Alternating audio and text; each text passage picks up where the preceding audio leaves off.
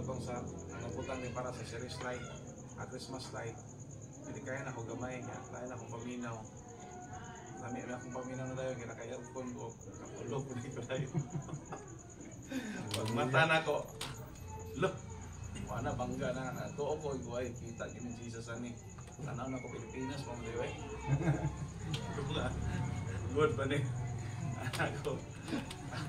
Ito din ko nakahinoktok na one day, kanang twinkling mo ba na iba ang imong mga kaning kamot dili sa kalibutan.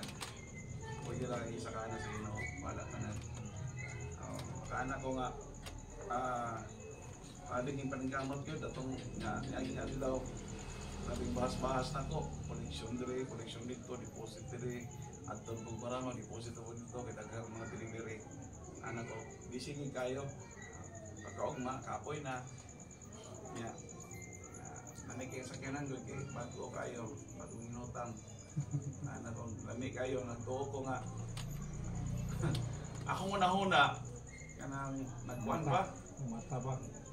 nag-drive ko ba, pero itong nag-drive sa Multicaw. Una-una na ako nag-drive ako, pero wala tulog naman din eh. Ano ko nga, ayun pero mga kariman, tapos yung turing tapos siya, nag-drive ang motor na nakabulog, nabalintong. Ayaw pa ko nakakuhanan dito nga. Dito mga tao, kabukan na yun, naka-Jesus is Lord man ko, crisis dancer. Ano itong isa ka, kuhan siya nga, sir, ano po nangyari? Sir, nasaan kaya ito kayo? Sa Valencia, isa nga, okay, sa Maynila po ako. Ano pong nangyari? Ito nga, nakatulog ako. Okay. Sabi, buti na lang, walang sasakyan mo lang. Anak ko nga, katulala po ko ito nga. Anak ko sa pampiin. Okay naman ah.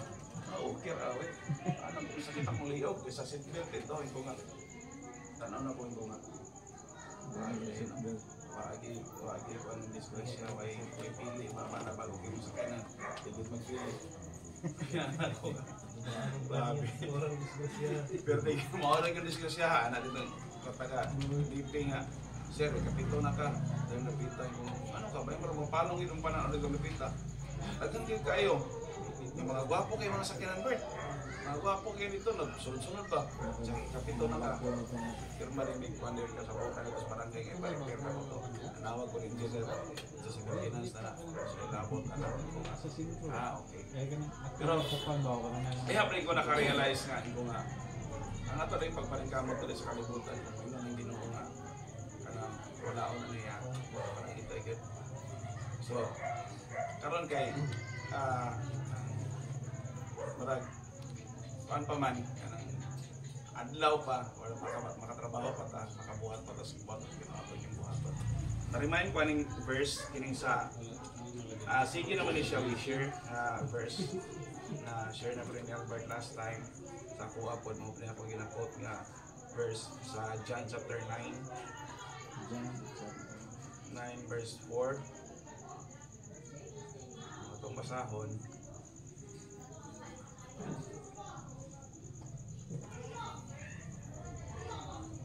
Nalagay yung katumaning panahon nga, katumaning time nga giayo ni Jesus ang taong buta, di ba?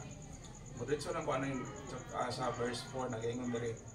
Hinanglan ako magbuhat sa mga buluhaton sa nagsugo kanako samtang adlaw pa. Maabot ang gabi nga walay tao nga makahimo sa pagbuhat. So, para sa kuha, karon nga time, paano pa mangyod ka nang makabuhat pa ko sa gibuhaton sa Ginoo? Maka-share pa ko sa salvation, maka-share pa ko sa pulong sa Ginoo. Kitang tanan, maka-share pa ta sa itong mga amigo, sa itong mga kaila. Dili rin siguro nga reminder sa ako sa hitabo sa ako, akong ikuan ba nga, remind sa to nga, karon nga time, pwede pa ta maka-share sa pulong sa Ginoo. So bang naso, dili ka pwede maka-share sa word sa Ginoo, dili ka pwede maka-share of Jesus. Dili ka makadala og Bible kay nakpuan kita. Free kita, pero itong Bible nasa cellphone, ilang tawag ka ng Bible kasi inyong tanga, born again mo ang Diyos nun kayo.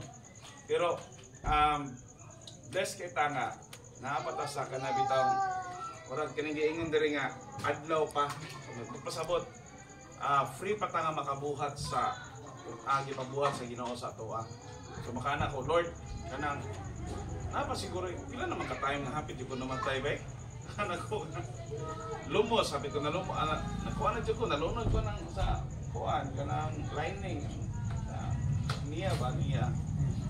At the age of mga 7 ko, hapit na pumunta, lagyan ng tubig na nainom. Antod na COVID, na dialysis, naghana na tayo yun, nadisgrasya na po, di ko nga, wala pang niabot ang panahon nga, tungkol sa akong depression, ipaabot ako ang kamatayon dito sa palay, huwag iniabot. Burot na ako mga kuan, printer, mga laon sa bandiha, mga sound system, ang factory na lang ginamo, uwi na baligya, tungkol sa dialysis, huwag na baligya, huwag galos kilo na baligya, ito kung kayo palit. Anak ko nga, naghana na Lord ba, nakapit man ko. Katulong nga time niya, anak ko nga, Lord, kuhaan ako para makapangulay na akong pamilya. Wala kaya po niabot ba ko nga, din balik ka na tag-iusyo kasi kay o pa mo ko gibatay. O pa mo, niabot ka ng time sa kuha. Anak ko nga, wala pa kayo purpose. Anong gibuhi pa ko ni mo. Ito nga, sige, kung unsay mong purpose Lord, sa akong kinabuhi akong buhaton. Na-remind ni ko ano kining ministry na to. According pa sa 2 Corinthians 5 verse 18, kung atong basahon, kining 2 Corinthians 5:18, kining 17 ko naman kay ni kabalo naman ta ni. Ang 2 Corinthians 5 verse 18 nagaingon,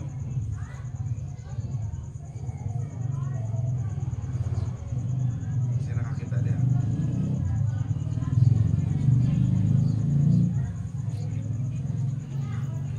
First Corinthians, Second Corinthians 5:18. Wala lang pa na. All of this is from God, or reconciled us to Himself through Christ and gave us the ministry of reconciliation. Sa Bisaya, apan ang tanang mga butang gikan sa Dios, nga mao ang nagpasiguli kanato ngadto sa iyang kaugalingon pinaagi kang Kristo ug naghatag kanato sa ministeryo sa pagpasiguli. I was reminded ani nga verse nga sa dihang kanang magibuhi pa ko sa Ginoo ba, nga gi-remind ko niya nga ang Ginoo may nagpasiguli no, kining word nga nagpasiguli, nag-reconcile ka nato kanto sa amahan, siya may nag-reconcile o kitagaan po taniya og ministry sa pag-reconcile po sa uban nga mahimong ang ministry of reconciliation nato pundalon sa uban. Kung sabot pasabot ana, we need to share the salvation sa uban. Kita na luwas naman tano. Anytime og kuhaon ta, marag ako wadyo ko nahadlok ato ko na kuan pa ko ug na nadibol ko ato ba. Wadyo ko nahadlok ba ko Lord salamat kita ini Jesus ani bay. Ako gisadaghan ko pangutana pero wala Pilipinas pa man gyapon ko nabuhi pa gilay ko. Wala na ko nahadlok ato po kaya ako mag-receive si Jesus Christ as Lord and Savior sa akong life. Anytime mo kuhaan ko niya okay na ko Lord pero kabalo ko na kay perfect nga time na i-allocate sa ako para sa ako nimo kuhaon. Kag may pamupod akong anak ron manginabuhi sa ko. Pero as long as it is day, akong buhaton ang kanang ipabuhat sa Ginoo. Number 1 is kini gitawag og ministry of reconciliation sa pag-share sa salvation sa uban. Ay kaduha sa kuha nag-remind nga kanang ministry of help pagtabang sa uban.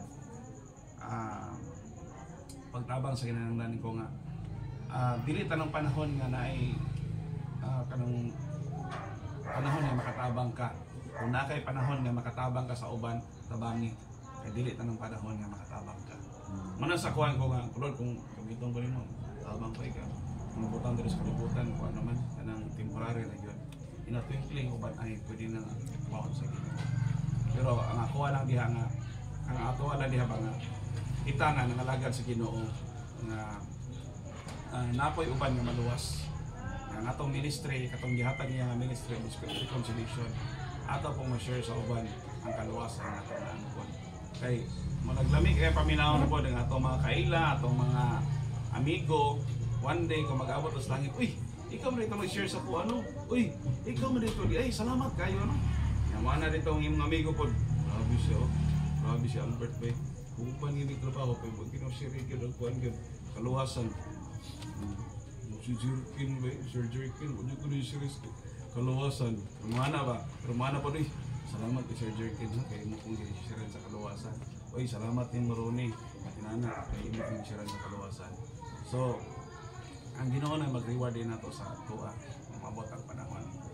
So, marag inana nang tunada sa kung kuan naka-experience mo ko nga hapit na mo kuan diri sa kalibutan, pero salamat ko sa Ginoo nga itagaan pa ko time nga mabuhi nga ma-enjoy na ko ang iyahang ang existence diri sa kalibutan. So kana lang ako ihatag ni Amen.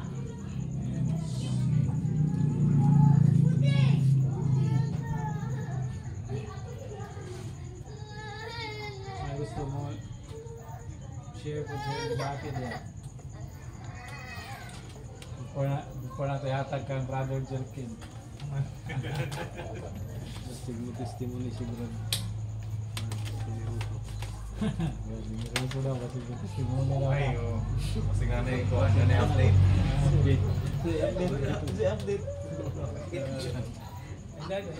Nada, update dahil. 2 weeks ago lang dito. 2 weeks ago. 2 weeks ago. 2 weeks ago. Basig bibo na. Kaysa wala, mingaw man ko lang. Hindi, naming bibo na siya. Bibo na daw.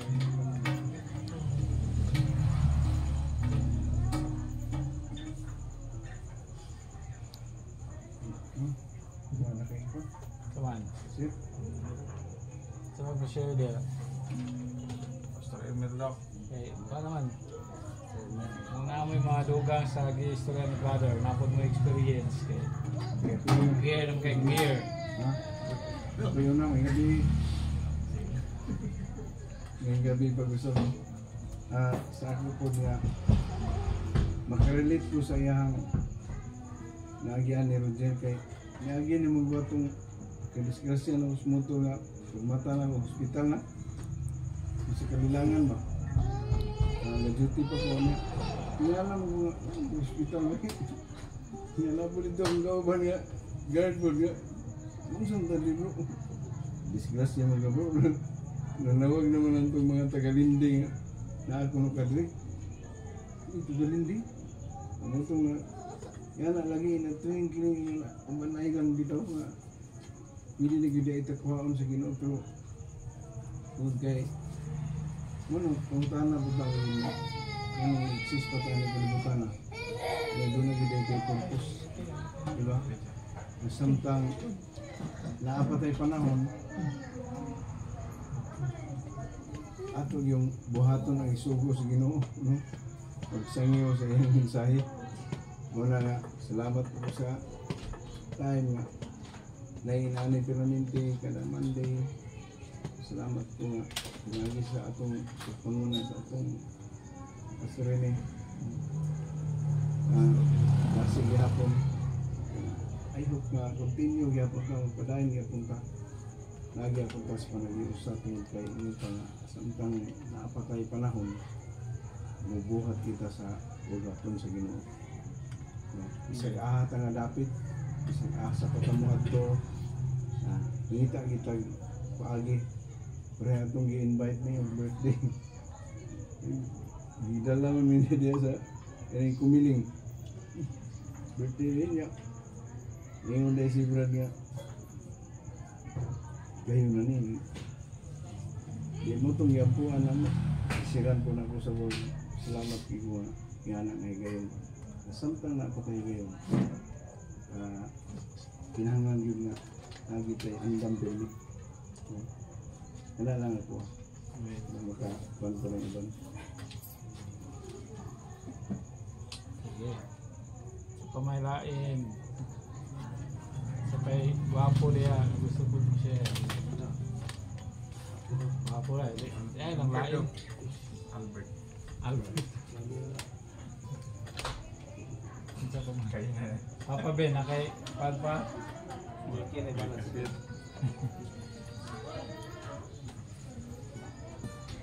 Kemudian, Gingaw na. kaninga na. Istorya na may tanan. Ha? Istorya niya tanan. Sulit na tanan. Naminta sa Tama, pag-alit Brad. kita. Tagbalay ba si? Brother. Pada si Edward kita magkatalan mangitay like kaagi o history of life, di ba? Nang kita ga panpunta sa serve po ta sa pulong sa Ginoo. Unya ang kuan po naputi ka ng atong kagalingon nato nga problema sa panimalay o kuan, pero healthy nga po kay ko nga mabalik ko sa jail nga naga-praise and worship ko, naga-prayer ko sa kuan. And then nag-pray ko sa akong mga pamilya, sa mama, sa mga friends sana na ministry yapon sa pangyapon jail. Ang ako lang gikuan nga good health lang yapon ko, ginagay ako tanan ang member sa jail. Mabot na akong prayer, pray ko na ako ang panpod sa akong nahan, sa akong mama, yung paniya, something na nawa si kuan, another relationship na kuan, kay God, or another relationship naman. Then ako po siyang i-pray na panpod na healthy ko sa puso ko na mayang panglawas o mayang pangkuan sa iyang pagpanagbaho ko sa among abot na kuan namang itay problema kaya ra subaron kaya ra po nato iyang po sa Ginoo para nato ang kagalingon para sa kagalingon ampuan po nato ang sikatao po nato nga maskin wala na sa atua o wala na po wala na wali sa ako rin po siyang giampo makpan na gapon siya masasuccessful yung lakaw suba etc. Mamang ganaang kuan po na po sa una sa member pa ko sa kuan Ecclesias ganoon mamang ginaang kuan po sa kuwan i-pray gid ang imong kuan maskin kaaway nimo imo gid ang ampuan amiguhon mangani nimo o ayo nga para magkaimamat mo kung unsa bay sala nimo mangayo kag pasaylo magpinasayloay mo mao nang holy forgiveness, holy sins, holy sinner. Kita gipanganak man ta sa atoang buhi nga Dios nga sa langit, siya mangigahatay sa atong espiritu, atong palanggaon kung ang atong espiritu mao nang gitawag og Holy Spirit kung moabot sa tuwa. Una atong palanggaon ang atong isikatao, di lang kay ingon nga imong lang kaugalingon, pamilya, isikatao, kailangan gud ampo prayer kita nga dili ta maka sakit, disgrasya o mga katalagman ato yung likayan na kung sa'yo dapat malikayan. So usa pa ang ministry sa JR, salamat po ko nga nagkuhan nga ako nagbuhi ko pulong sa Ginoo nga akong i-share ang akong life na ana natin problema o may problema o gusto po na akong another share nga love someone ato yung igugmaon angay mo nakalo o salamat amin. Amen. So another way sa pag kuha na to sa itong pagkinabuhi din no, sa giingon pa ni brother usa sa mga kuha na din ang damo share is mag-pray po ta ng pamilya. Amen. So kaya ang ipasabot din nga I must work the works of Him that sent me. So although ang pinaka nasa heartbeat ni Jesus is kanang mag-share tas pulong sa Ginoo to para makakabig tag mga kaigsunan nga wala pa relasyon sa Ginoo, no? Although nakaila sila sa Ginoo pero wala pa gisaktong relasyon. Pero i-share po ni brother sa to karon nga usap pod nga pamaagi is kanang di po natulimtan atong pamilya bisag sa pinaagi sa mga pag-ampo, no? Pagpakabana ba sa atong mga kaigsunan kaya basin makalimot tubod ta nga sige tag share sa uban nga nakalimot na ta sa atong pamilya. Amen. Amen. So continue na to kuan yun daghan man pwede na to buhaton nga makapaymaya sa Ginoo. So sana prayer, no? Kaya katong mag-share ta sa pulong sa Ginoo o katong mag-attend ta sa atong mga kuan sa dili lang sa atong pangadaw-adlaw nga pagkinabuhi, no? Sa tuang mga obligasyon sa kalibutan mas labaw pa nga mo mahimot ang kanang persistent o kanang pindi ta mundang ba sa pag-appeal sa mga buluhaton nga diya sa Ginoo, no? Example sa atong pagsimba, sa atong atong prayer or mga anything nga kana makapahatag sa ato, makapabuo sa ato ang espirituhanon nga kinabuhi. Amen. Amen. Sige, so ako ihatag karon kang Brother Joykin sa atong prayer. So, manilog sa tang tanan. Nindot kang kanan.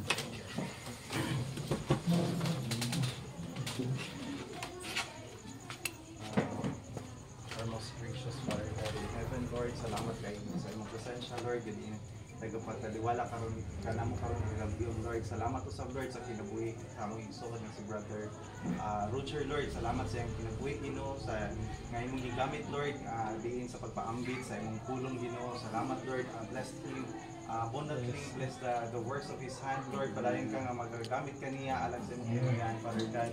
O Lord, salamat usab, Lord, sa kinabuhi ni Brother sa Baltasar family, Lord. Salamat, Lord, sa pagdawat sa among sinaniman ng kalihukan, God, alang sa imong kaymayan, Father God.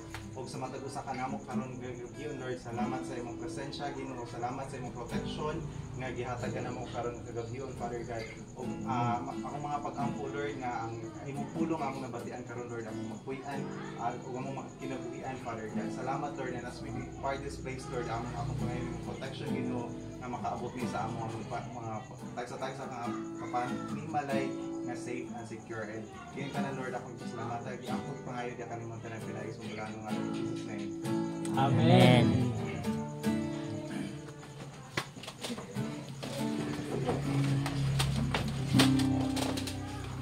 Puso.